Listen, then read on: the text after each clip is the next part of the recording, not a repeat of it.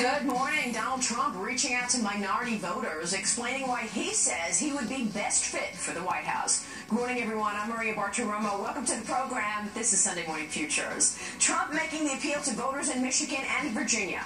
But critics are questioning the locations he picked to share these messages. We'll take a look at that with our panel. But first, an all-star lineup this morning. I'll go one-on-one with Eric Trump on his father's campaign shakeup and a lot more. Plus, Newt Gingrich with me on the White House's admission that the $400 million payment to Iran was tied to the hostages. And Green Party candidate Jill Stein will join me live. We're looking ahead right now on Sunday Morning Futures. Thanks for joining us. It's great being here. Obviously, the news of the weekend, Paul Manafort now resigning. What does this tell us about where the campaign structure is? Is this a direct result of the team bringing in two new people to really run things? Yeah, there's no question. And by the way, Paul's a great guy. And I think my father didn't want to be, distracted by, whatever things that, Paul was dealing with. And, Paul was amazing. And, he helped us get through the primary process. He helped us get through the convention. He did a great job with the delegates.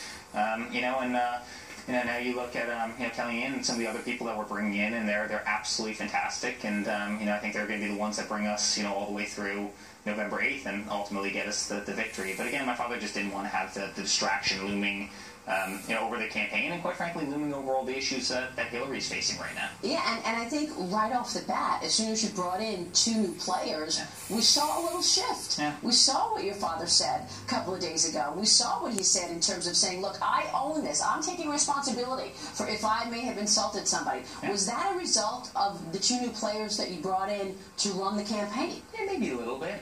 Or was that from the inside, his children? Did you advise him to do this? I think it's him, right? I mean, at the end of the day, my father's my father, right? I mean, let Trump be Trump, and I think that's what, that's when he does best. That's who he is, and, that's what's created this, incredible movement that he started. At the same time, don't get me wrong, a lot of people are opining on this, and I think he's felt it, as well, and I think coming out with a great sense of humility, again, the father that I've known my entire life, I think it was amazing, and as I mentioned, I was at that speech, and the speech was amazing, and it was electric, and the room was electric, and, I was proud of him for doing that. Well, clearly, coming out of the convention, which was very successful for you, the convention, something happened, and obviously Paul Manafort wasn't doing it. I mean, he wasn't doing the job because the campaign lost ground after the convention. So does this change now give more clarity? You've got two new players. Does it give that freshness that you need with these just 80 days left? Yeah, possibly. And I wouldn't even say, we came out of the convention, we had an amazing convention. We had a massive bump. In fact, one of the biggest bumps coming out of the convention that you could imagine, right? Yeah. And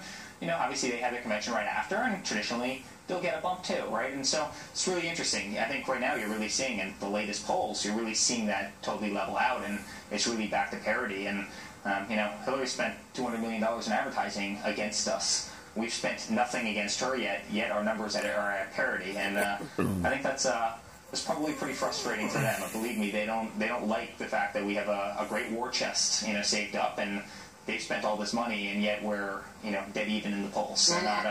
They're not thrilled about that. We're looking at the polls tighten in a big way. I mean, obviously, what your father is doing is working. Now, your father made a decision to go to Louisiana in the face of this terrible flooding that we're seeing there, to speak to the people, to just express his condolences and hurt with them. Why? Why is he doing this now? Yeah, well, you have coffins floating down the street.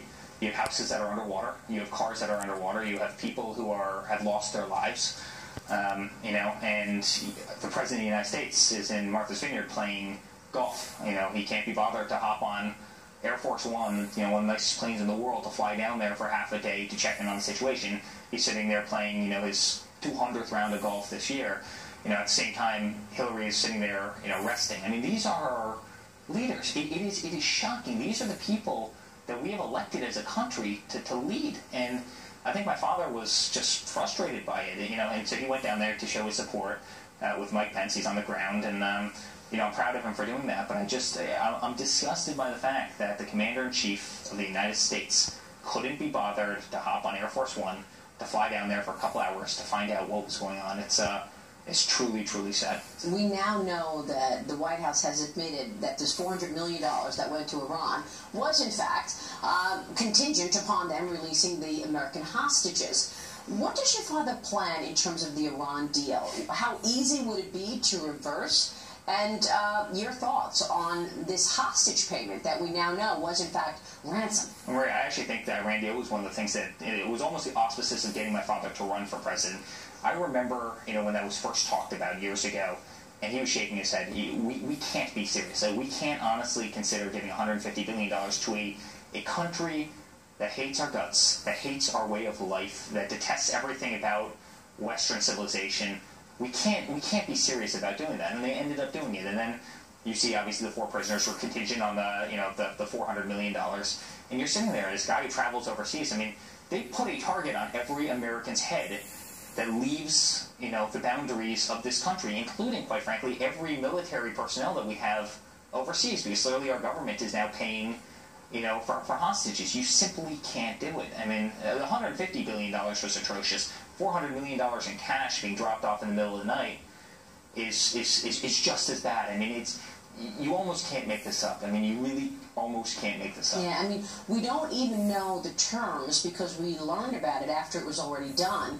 So again, the president went around Congress. What can we expect? By the way, he lied about it. Yeah, he lied about it. He said that it wasn't ransom money. The 400 had nothing to do with the hostages. No different than he lied about Obamacare, where he said you get to keep your doctor, you get to keep your plan. No different than Hillary Clinton lies about the 33,000 emails. No different than Hillary Clinton lies about Benghazi, right? I mean, no different than Hillary Clinton lies about every scandal that they've had in the White House. I mean, this is what you're getting from our politicians in this country. We're America. We're better than that.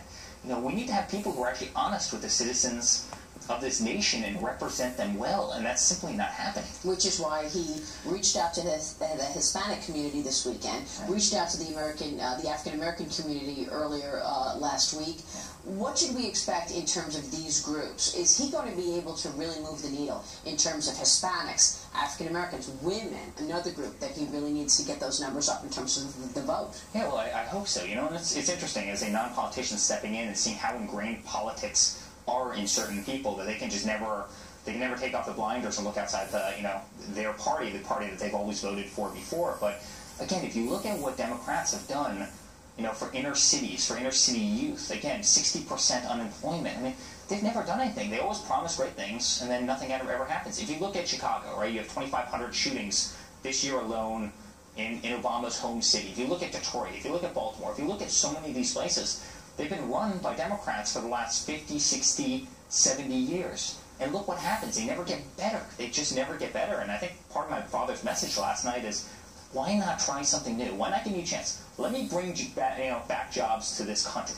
Let me fix an educational system that's a total disaster, that's full of fraud and waste and abuse and nonsense. Let me fix these problems. It's something I can do. I mean, what do you have to lose? And that's what he said last night. What do you have to lose? It's broken. I will fix it. Give me the chance to fix it. Eric, it's nice to have you on the program today. Thank you so much. We'll be watching. Eric Trump. All right, my thanks to Eric Trump. We conducted that interview Friday afternoon, and since the interview, the White House has announced President Obama now will visit Louisiana. He's going there this Tuesday. The state's governor, John Bel Edwards, making it clear that he said he requested the president wait a week after the rain fell to allow emergency responders to do their work and for the cleanup to get underway. So we will be bringing you more once the president does go to Louisiana on Tuesday. Big changes coming to the Clinton Foundation, meanwhile, regardless of whether Hillary Clinton moves into the White House. Is it enough to stem the wave of criticism about the foundation's donations policy? Who gives them money? We will delve into that with Congresswoman Marsha Blackburn live next. You can follow me on Twitter at Maria Bartiromo at Sunday Futures. Let us know what you'd like to hear from Congresswoman Blackburn. We're looking ahead right now on Sunday Morning Futures.